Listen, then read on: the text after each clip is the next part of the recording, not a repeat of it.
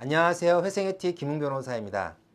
지금까지 나홀로 개인회생을 준비하시는 분들을 위해 투더코어로 신청서를 작성하는 방법, 전자소송으로 제출하는 방법, 보종서를 작성하는 방법을 알려드렸습니다. 법원은 보종 단계에서 채무자가 제출한 변제 계획안이 타당하다고 여기면 쉽게 말해서 마음에 들면 개시결정을 내려줍니다. 오늘은 개시결정 이후의 절차에 대해서 안내해 드리겠습니다. 개시결정이 난 후에는 어려운 일이 거의 없으니 편안한 마음으로 시청하시기 바랍니다. 개시결정이 나면 법원은 채권자에게는 이의기간 안에 이의신청을 하라고 하고 채무자에게는 채권자 집회에 참석하고 변제금 납부를 시작하라고 고지합니다. 이 채권자 이의기간은 사건에 따라서 다르게 지정되는데 개시결정일부터 최소 2주일에서 최대 2개월까지 주어집니다. 채권자 분들은 이 기간 안에 법원에 할 말이 있으면 이의신청서를 제출하면 됩니다. 그리고 채권자 집회는 채권자 이의기간이 끝나는 날부터 2주일 후부터 1개월 사이에 잡힙니다. 이름은 채권자 집회지만 채권자는 거의 참석하지 않습니다.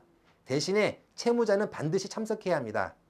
원래는 채권자는 이의를 제기하고 채무자는 변제 계획안을 설명하는 자리인데 실무에서는 채무자만 20-30명씩 한꺼번에 출석하여 개시결정에 따른 주의사항을 안내받는 자리가 되고 있습니다.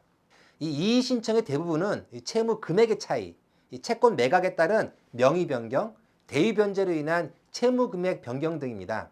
채무자는 귀찮지만 인가 결정이 날 때까지는 채권자의 이의 신청을 반영하여 채권자 목록과 변제 계획안을 수정해서 제출해야 합니다.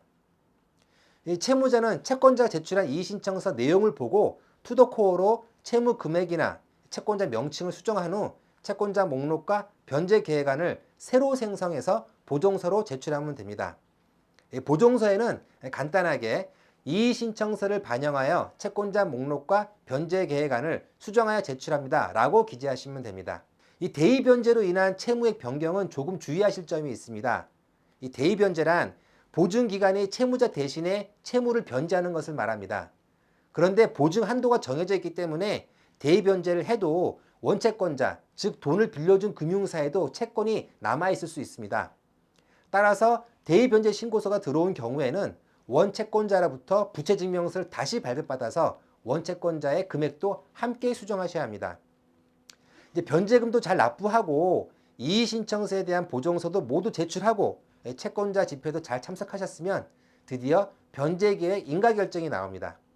이 변제계획 인가결정 후에도 명의변경 신고나 대의변제 신고가 들어올 수 있는데 이때는 법원이 알아서 처리하기 때문에 채무자는 신경 쓰실 필요가 없습니다.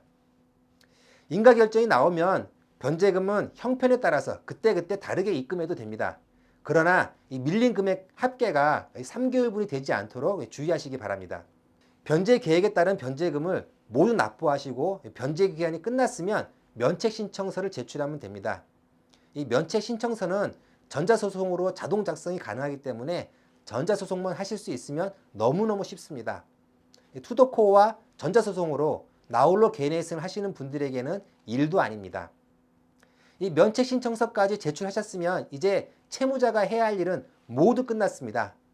이 채무자가 면책 신청을 제출하면 법원은 보통 1개월 이내에 면책 결정을 내리는데 이 면책 결정일로부터 2주가 지나면 면책 결정이 확정됩니다.